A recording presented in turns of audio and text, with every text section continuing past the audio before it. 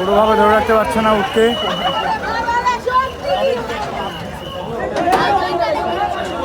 এখনই উঠে নিয়ে যাবে মিরপুরের দিকে, যতদূর আমি শুনেছি।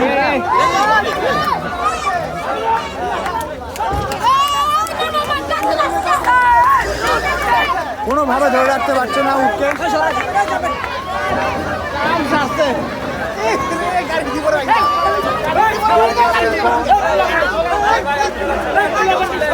উঠ চলে যাচ্ছে।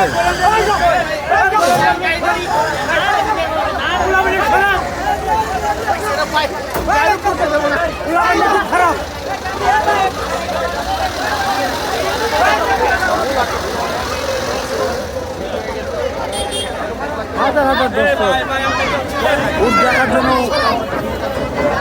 উঠতে করছে।